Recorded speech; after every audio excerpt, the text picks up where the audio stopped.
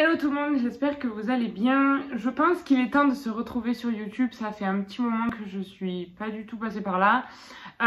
Tout simplement parce que j'ai eu beaucoup de complications au niveau de Speed et que du coup il était pour moi primordial de faire passer la santé de mon cheval avant les réseaux sociaux, avant YouTube, Instagram, etc. Donc du coup, pour ceux qui m'ont suivi sur Instagram, j'ai mis quelques publications avec quelques-unes de ces nouvelles. Donc du coup, pour ceux qui ont suivi, ben, tant mieux. Par contre sur YouTube, je pense qu'il était temps pour moi de vous expliquer vraiment ce qu'il s'était passé dans les moindres détails avec les explications pour que vous compreniez aujourd'hui à l'heure actuelle où on en est et qu'est-ce qu'on va faire par la suite. Donc c'est parti!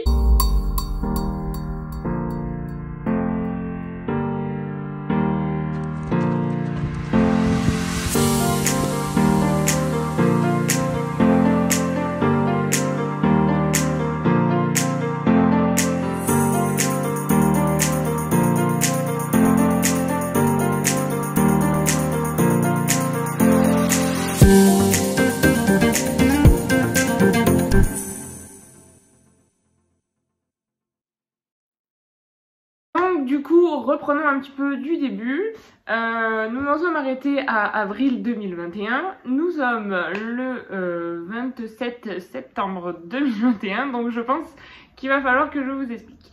Le 20 avril 2021, le maréchal de Speed est passé toutes les 6 semaines, comme à son habitude, et du coup, il décide de faire une ferrure. Donc, il faut savoir, je reprends du début. Du coup, il faut savoir que Speed a une ferrure à double pinçon, c'est-à-dire que j'ai 2 pinçons au niveau du fer et pas un, donc 2 sur les côtés. Et donc là, je ne sais pas pourquoi, et étant donné que je ne m'étais pas mise sur le sujet du pied du cheval réellement avant cet incident-là, il l'a mis en un pinçon. Et donc du coup, ça m'a posé quelques questions, mais il m'a dit oui, t'inquiète, il n'y a pas de problème, etc. Bon. J'ai laissé faire, et puis en sortant de la ferrure, le lendemain, je retrouve mon cheval totalement boiteux, pas engorgé à ce moment-là, mais totalement boiteux. Il pouvait à peine marcher, il pouvait à peine faire 3 pas autour de lui, donc comment dire que je me suis inquiétée, grande inquiète que je suis. Donc, d'urgence, je le rappelle et je lui dis que clairement mon cheval ne marche pas et que ce n'est pas normal, surtout en sortant de la ferrure. Il a les pieds du coup qui ont été raccourcis, etc. Enfin bon, je ne veux pas te juger entre ferrure, pas ferrure, etc. Je suis pas là pour faire de débat de pour ou de contre la ferrure.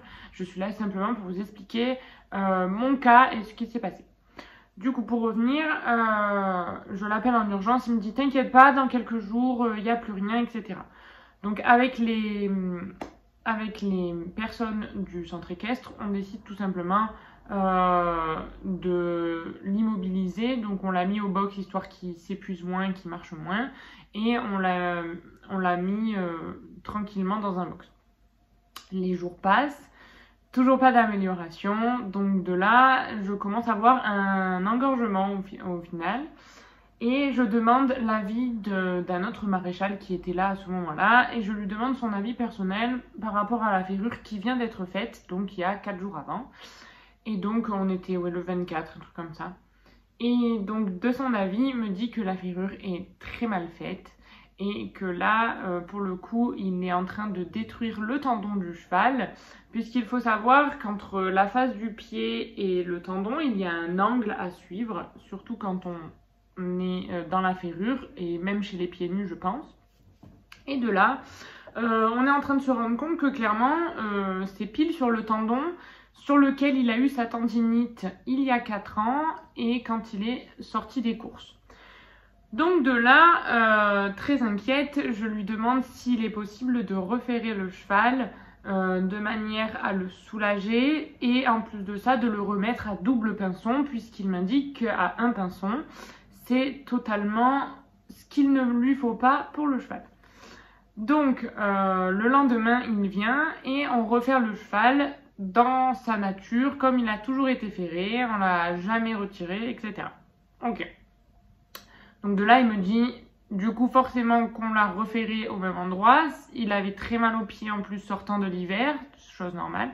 Il me dit, il va avoir beaucoup mal, donc attends quand même au moins une semaine. J'attends une semaine, on continue l'immobilisation au niveau du box. Il était en parc la journée, en box la nuit, ou c'était la box la journée et le parc la nuit. Enfin, on essayait d'avoir le plus de confort pour lui parce que malgré tout, c'était pas chose facile et il était très douillé des pieds. Ou très inquiète, j'appelle la vétérinaire. Je ne voulais pas descendre en clinique tout de suite parce que je me suis dit allons faire des radios et des échos avant de descendre en clinique. Voilà.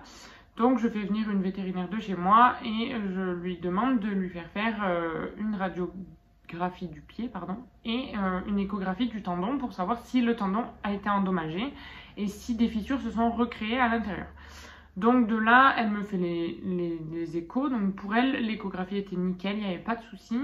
Et pour les radios du pied, elle me disait qu'il y avait peut-être un syndrome naviculaire, etc. Bref.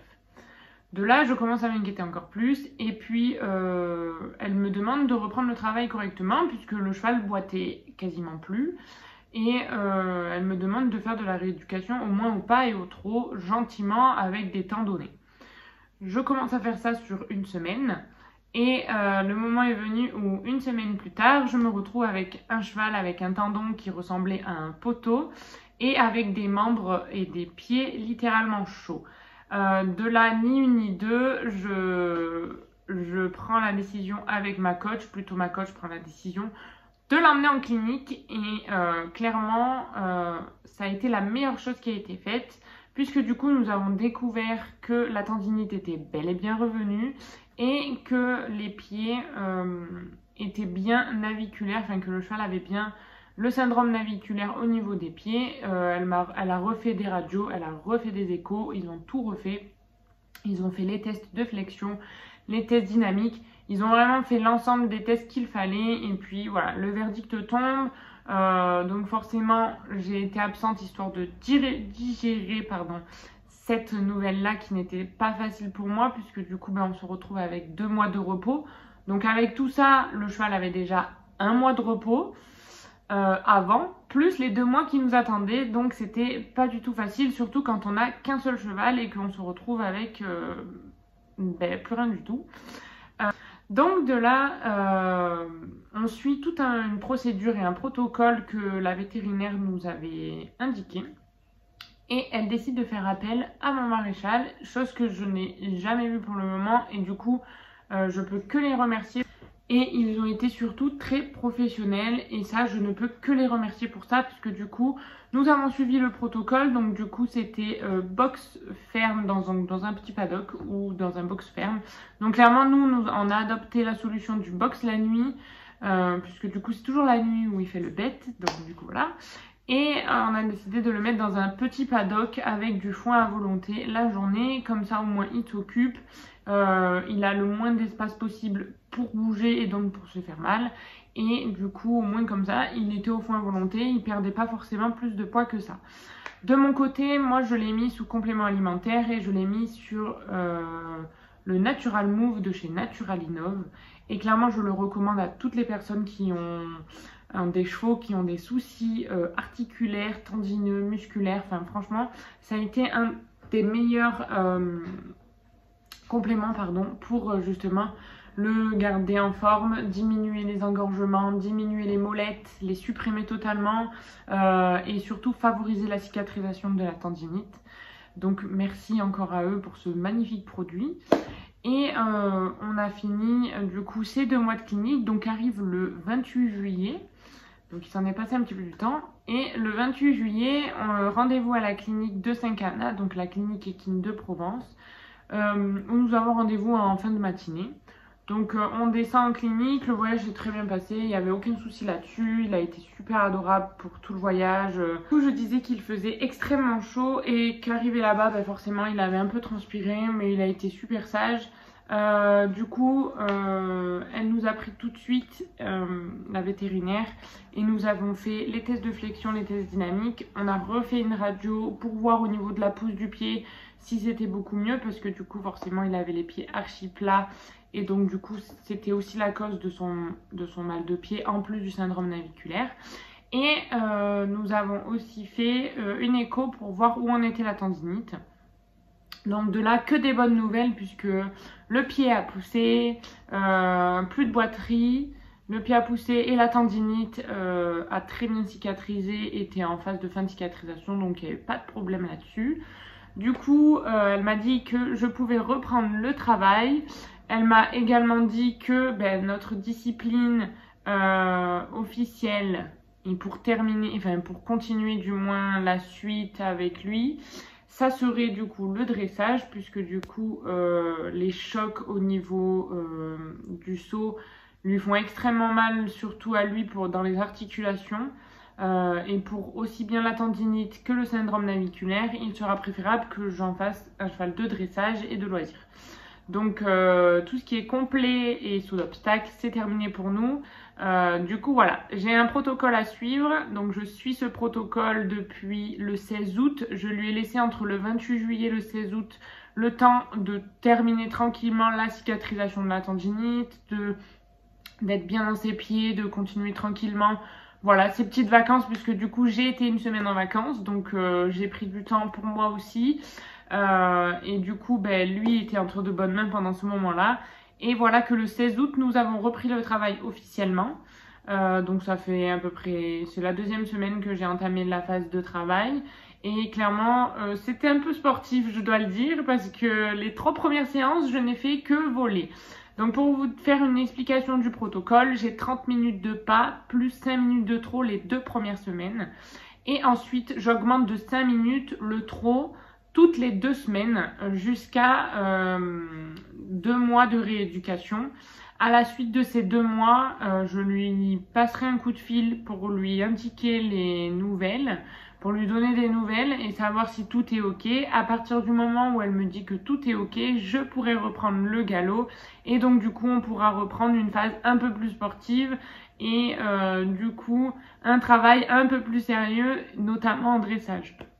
Donc du coup je suis très contente de pouvoir continuer avec mon cheval. Les séances se passent là, ça y est, ça commence à vraiment rentrer dans le moule. Il est très heureux de reprendre le travail.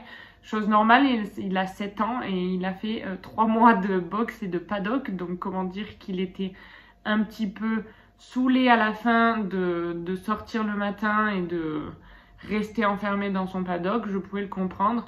Malgré tout, il a quand même eu toutes les semaines de l'argile, de la douche froide, des soins à gogo, histoire qu'il soit vraiment bien. Donc voilà. Du coup voilà, ça explique un petit peu l'histoire qui s'est passée il y a entre 4 et 5 mois. Ça fait un petit moment que je n'avais pas mis les pieds ici, je suis désolée. Maintenant qu'on revient, je vais pouvoir vous refaire plein de vidéos.